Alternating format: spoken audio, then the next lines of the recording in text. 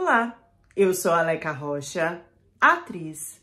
Interpreto seu caso virtual de relacionamento bizarro aqui.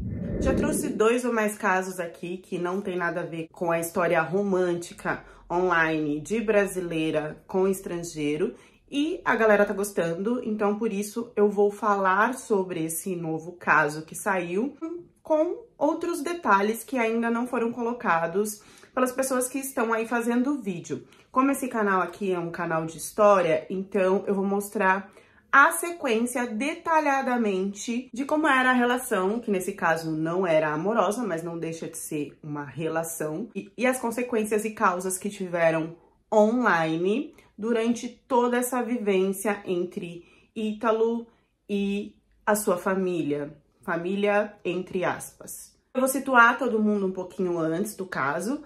Quem já tá sabendo, só passa uns 5 minutinhos pra frente, que aí começa assim a história detalhada do início até onde nós estamos sobre todo esse rolê. Vou deixar também o link da playlist aqui embaixo de outros casos bizarros que estão rolando por aí, que eu estou trazendo. Os últimos 2 foram do chinês, né, que enganou um monte de homem vestido de mulher, e também da Maria, que apareceu toda quebrada, jogada lá em Dubai, e ninguém sabia se era porque ela tinha ido em uma festa dessa de modelos, né? E agora ela voltou do coma e contou a versão dela. Nós temos as 2 versões. A versão que amigas escreveram e a versão oficial dela. Esse caso, ele já tinha sido explorado em fragmentos por muitos outros youtubers, até que chegou num youtuber maior que eu sempre acompanhei, que é o Felca, e ele não fez só fragmentos, sem nada muito especificado, sem provas. Ele fez praticamente um documentário onde ele colocou sobre o tema de adultização dos nossos pequenos na internet. Aqui eu não vou usar CRI, eu vou usar pequenos, porque alguns vídeos meus já foram barrados por eu usar essa palavra, tá? Esse é um tema que eu já quero trazer muito tempo aqui no canal, que pessoas colocam nos comentários e que eu tenho histórias desse tipo de depoentes, mas que eu ainda não sabia como abrir sobre isso. Então vamos começar com esse caso que tá aí no ar, e depois eu trago as histórias para vocês. Mas é importante dizer que muitas das depoentes aqui do canal colocam seus filhos na tela do celular para fazer chamada de vídeo com o parceiro que está do outro lado do mundo, e às vezes o parceiro começa um contato maior com esses pequenos e elas não entendem que pode ter algo de muito ruim por trás, assim como em aplicativos de relacionamento já se tem grupos de homens, tanto no Telegram como no WhatsApp, que estudam as mulheres para entender aquelas que têm filhos e para se envolver com elas em interesse no contato maior com esses pequenos. Voltando para o Felca, ele tem lá, sei lá quantos milhões de seguidores, mas esse vídeo dele de 50 minutos até o último momento estava em 47 milhões de views. As pessoas estão compartilhando para o mundo de tão importante o que ele trouxe para abrir os olhos dos pais e das mães. O vídeo nada mais é do que ele dá exemplos, né, de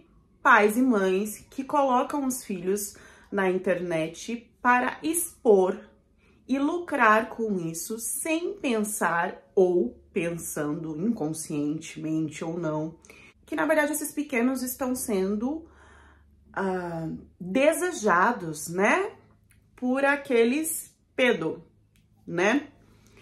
E, querendo ou não, eles estão aí criando muito desse conteúdo de acesso para esse tipo de pessoa.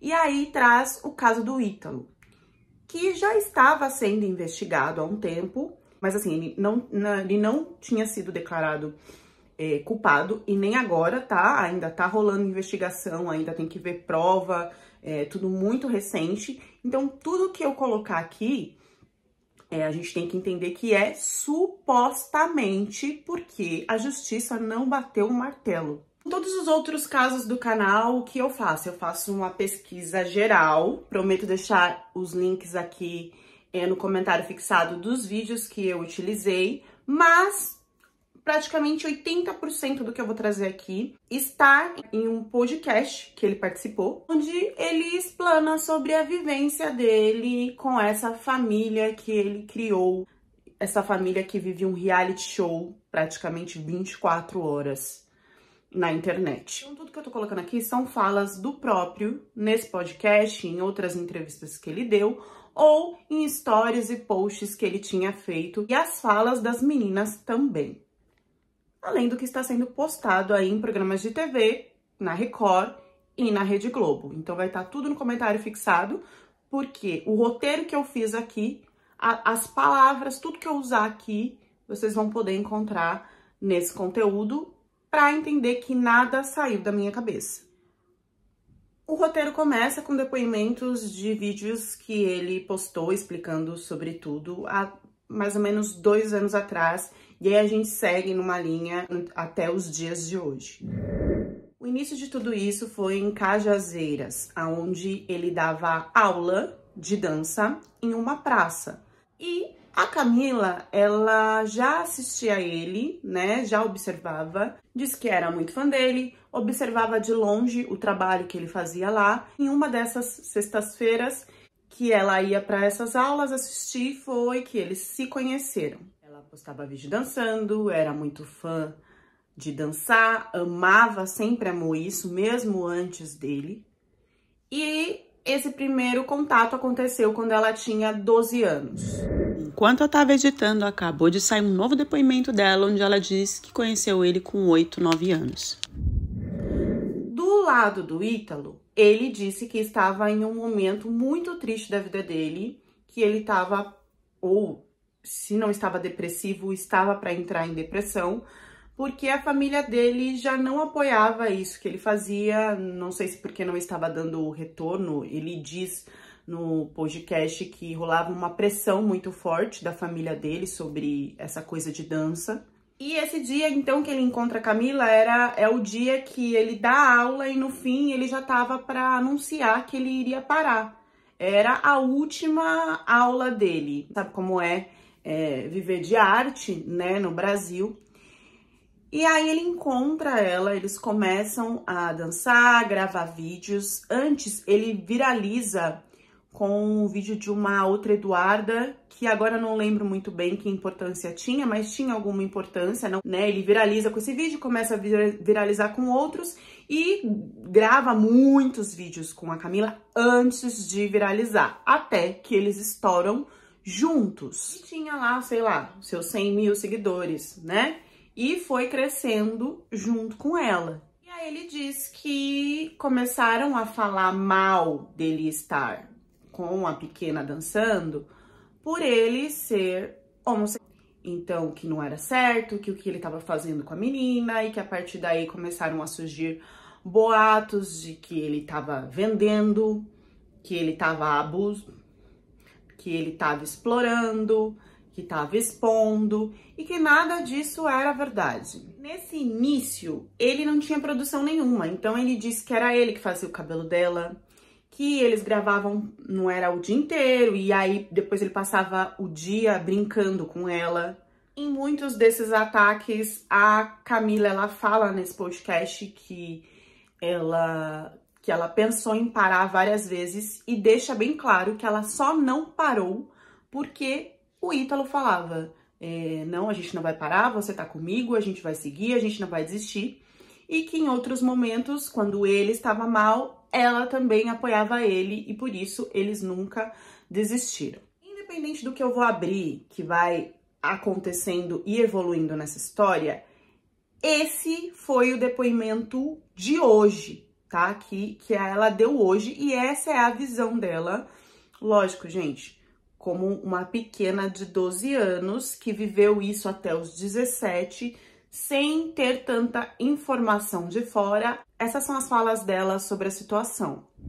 Sempre gostei de dança, eu sempre dancei antes dele, eu era fã dele e não teve nada de exploração. Eu sou assim, eu gosto de viver assim e eu só queria viver a minha vida em paz. O resto é mentira. Todo mundo vê o Ítalo nas câmeras, mas ninguém vê como ele é de verdade. Nos momentos que eu precisei dele, ele estava do meu lado. E agora eu preciso dele e ele não está. E isso me machuca muito. Ele só acordava gravando e dava bom dia, minha gente, bom dia, cajuzinhos. Eu acho que isso era uma coisa normal, até porque na minha vida eu já dançava nas ruas com as minhas amigas, a gente já vestia esse tipo de roupa e pra mim isso é normal. E ela ainda complementa em um podcast falando que o Ítalo sempre foi um pai pra ela, que educou ela sem bater ou abo. E só depois eu entendi por que ela falava isso. Porque nesse depoimento de agora, onde ela defende o Ítalo, ela diz que o pai dela de verdade, que é separado da mãe, sempre maltratou as duas. Então ele usava de substâncias fora da casa e quando chegava, maltratava as duas psicologicamente e fisicamente. E que isso ninguém fala, ninguém abriu. Como se assim, essa parte que eu sofri, ninguém quer dizer. E aí a gente entra na vulnerabilidade que já se tinha nessa construção familiar desde o início da vida dela. Você começa a ganhar dinheiro, então, com esses vídeos. E ele começa a viralizar muito. Não só com os vídeos, de várias formas que a gente vai entender aqui aos poucos. E aí ele muda, então, de Cajazeiro para João Pessoa, onde ele constrói uma mansão. E nessa mansão ele começa, então, a adotar, entre aspas, porque não é nada no papel, tá? Esses pequenos, eles têm pai e mãe, mas existe aí uma emancipação da família, uma autorização da família, para que esses pequenos, então, fique na casa do Ítalo, onde ele começa a gravar como se fosse um reality show de 24 horas. E ele diz, também falas dele num podcast, que ele mostra a realidade sem filtro desses adolescentes. A Camila, no início, o pai não aceitou e sempre correu atrás de que ela não participasse disso. Já dizia que não queria que ela fosse exposta dessa forma. Já a mãe não só aceita, como vende o carro, como larga tudo, diz que é para viver o sonho da filha, para estar do lado dela, apoiando naquilo que ela quer. Diz e defende o Ítalo de que em nenhum momento aconteceu nada de ruim, que não se teve essa adultização, já que ela teve a infância dela. Eu vou repetir aqui para vocês com as palavras certinhas que a mãe trouxe já num depoimento recente, agora para Record, no Domingo Espetacular. Vendi a minha casa, abandonei o meu emprego, fui viver a vida com ela para realizar o sonho dela. Nunca vi nada demais. A real história é que ela ama ele e não deixa ele. Você consegue proibir o amor do seu filho por alguém? Como ela está sendo adultizada se ela teve infância? Agora vamos entender o que foi essa casa. A casa tinha mais de 10 pequenos ou 10 pequenos. Não todos moravam o tempo inteiro lá com ele. E ele chamava as meninas de filha e os meninos de genro. Sempre se intitulava como pai ou mãe desses pequenos. Me dá um estranhamento não ser filhas e filhos, ser filhas e genros. Dá uma ideia de que ali eles vão se relacionar, então isso é colocado inconscientemente, conscientemente. São só reflexões que eu tenho aqui, supostamente. Essa coisa de gravar dança podia ter ido para ele dar aulas para crianças no vídeo, ou então para um lado fitness, já que ele usa sempre uma faixinha na cabeça, mas não, foi para o lado de registrar a vivência desses pequenos, todos juntos, criados por ele, numa mesma casa. E é aí que começa a confusão, porque se é mostrado desde o bom dia todas as relações que eles têm, e as relações que são focadas é sempre em um ficando com o outro, ou em baladas, que até esse momento e no podcast, o Ítalo deixa muito claro de que não se tinha bebida, mas que é contrariado com depoimentos de ex-funcionários, que está registrado na entrevista da Globo, falando que sim, que tinha bebidas. Não só bebidas, como as noites eram passadas em claro, trazendo então o atraso deles na escola e muitas vezes a falta deles na escola. Também por um registro que foi buscado pela investigação na escola, se deixa claro que muitos faltaram mais de 40 dias no colégio, fora os atrasos que eram argumentados de que acontecia por causa que eles estavam sempre gravando. Nessas gravações, existe uma coisa que também me trouxe muito estranhamento, que era, quando alguém fazia alguma coisa de errado, existia uma punição. E sei lá, a punição poderia ser ficar num canto, ser isolado da brincadeira que estava acontecendo, mas não. A punição era voltar, e ele dizia nesse termo, voltar para a casa da mãe de sangue. Voltar para a casa da mãe de líquido vermelho. Não vou usar a palavra aqui, porque vocês sabem que eu também tenho problema com essa palavra aqui no canal. A mãe de sangue. E aí, eles agiam como se isso fosse um terror. Que voltar para a casa da mãe nada mais era do que voltar para a casa da mãe biológica. Isso era visto como um desespero. Muitos riam, faziam qualquer coisa para não voltar para a casa da mãe de verdade. Isso era colocado como uma mensagem subliminar de que era muito ruim que isso acontecesse. A evolução desses vídeos, que se iniciou com danças, foi para um lado de cenas na cama, beijos, ficadas. No caso da Camilinha, ela chegou a evoluir para fazer shows. E nesses shows, quem assistia a esses shows não eram outros pequenos, e sim homens muito mais velhos, que pagavam o ingresso para ir assistir ela dançando com roupas curtas. E dançando músicas que nós já sabemos o teor que era. A gente não tá falando aqui de música clássica, de balé, não. A gente tá falando daquela música com palavras pesadas, né? Do funk aí pesado. E então a transformação dessas meninas, elas começam a acontecer. No podcast, o Ítalo está com essas meninas e ele deixa isso assim de forma natural e de forma clara, que foi ideia delas, que elas que queriam.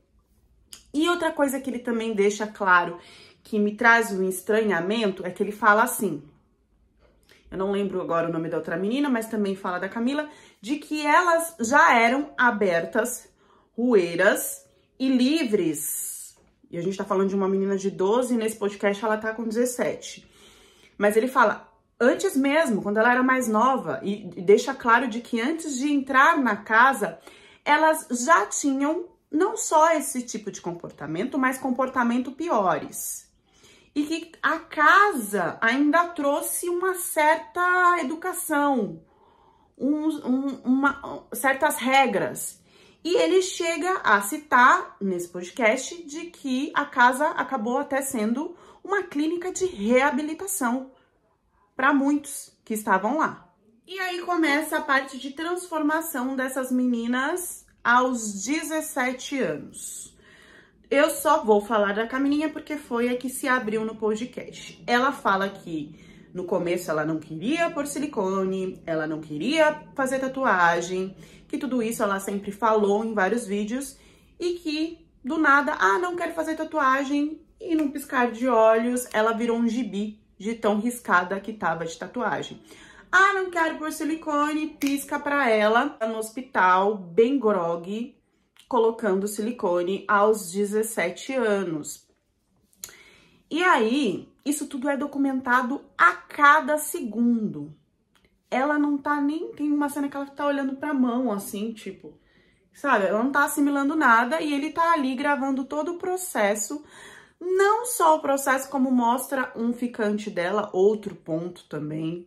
que cada momento, cada mês, ela está com um ficante, e ele deixa claro nesse podcast que o que importa é que ela não está mentindo, a mãe dela tá sabendo, Então está tudo bem, mesmo que seja em um mês em outro mês outro.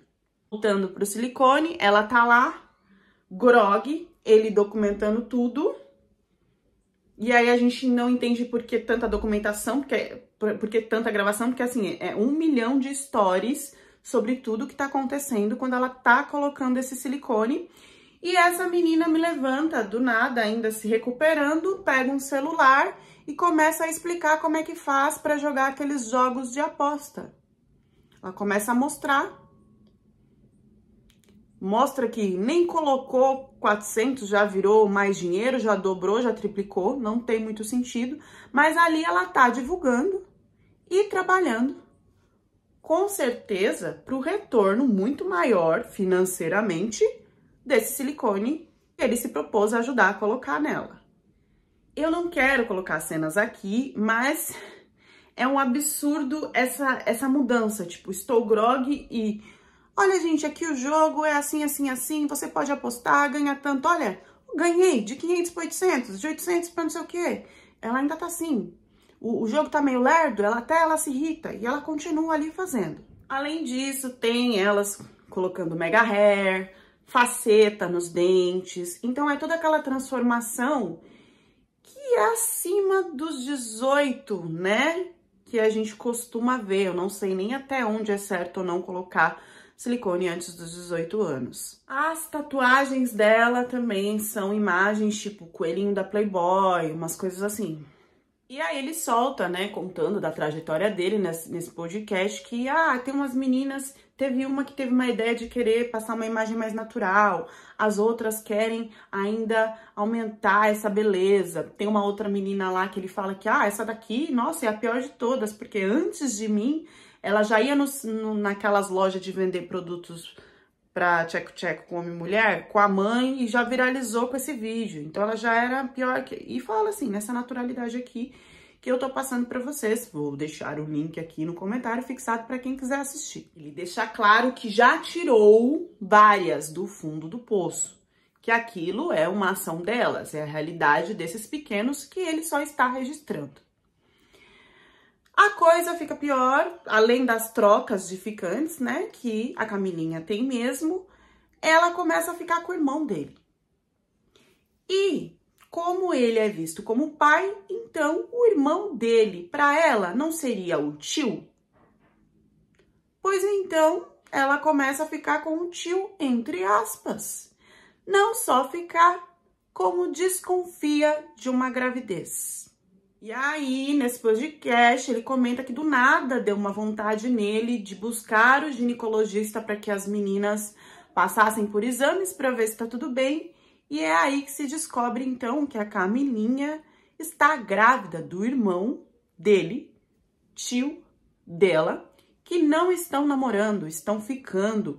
E que ele coloca que são ficadas sem compromisso, onde às vezes um ou outro tem ciúmes do outro, mas que às vezes ele não tá nem aí, e que eles não se assumem, e que até a Camilinha, por vingança, sai para a balada, comenta com ele, ele tá fazendo isso comigo? Então eu vou sair, vou me vingar ali ficando com outros.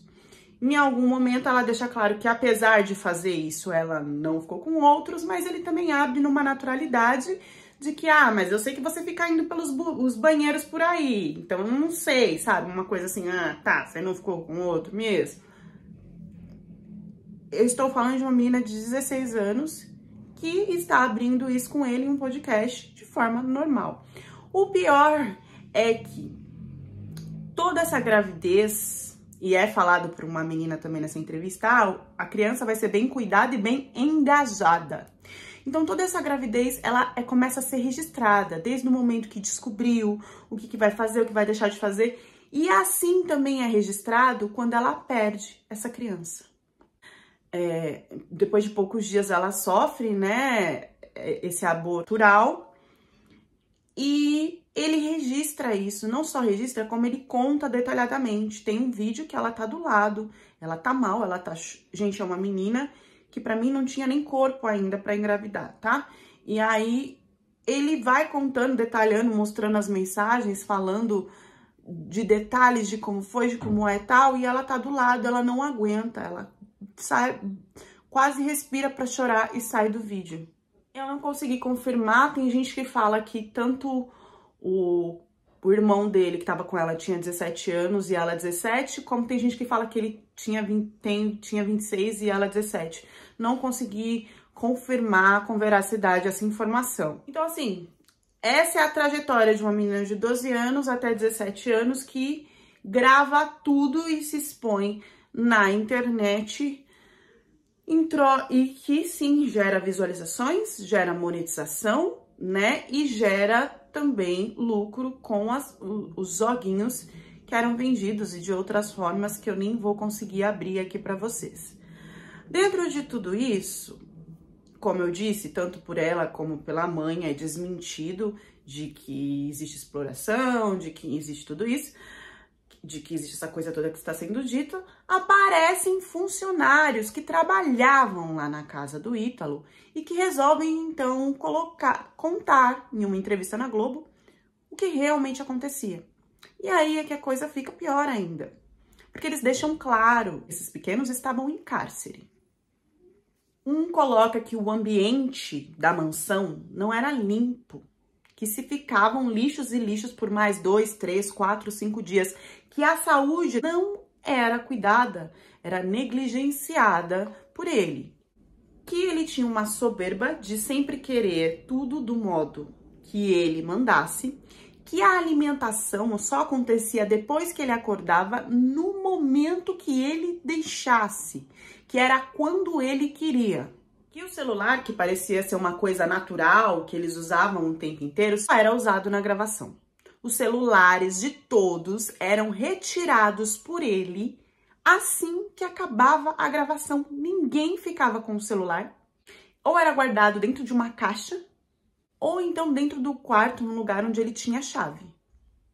Porque ele tinha medo que as pessoas filmassem ele quando ele não estava ali passando aquela verdade que todo mundo só conhece na internet. Tudo isso que eu tô dizendo aqui são depoimentos de funcionários. Funcionários confirmam que nessas festas que ele diz que não tinha bebidas, tinham sim bebidas, e que muitas vezes ele filmava os pequenos indo para a escola, mas assim que desligava a câmera, ninguém ia para a escola. E confirmam que ninguém tinha vida social, ninguém podia sair da casa, que todos eram tratados como propriedade dele para fazer aquilo que ele quisesse. Algumas mães, uma mãe chega a falar que não achava que o que a filha fazia estava sendo um trabalho para ele e que não confirma e não entende nem se ela recebia alguma mesada. Já os pais recebiam, sim, uma quantia entre 2, 3 mil reais por mês para que os filhos ficassem lá na casa com ele. Funcionários também deixam claro que ele sempre recebia malas e sacos de dinheiro e joias, dinheiro em espécie, que não se foi especificado como que ele ganhava. Hoje, o Ítalo tá preso, a gente não sabe até quando ele, o namorado, está investigando tudo, né, isso que eu disse aqui pra vocês. E além da polícia já está investigando e puxando provas sobre tudo que foi falado aqui. Existe um adicional de investigação sobre criação de conteúdo adulto para se vender em plataformas ocultas. Não se tem a confirmação de que nada disso está 100% provado.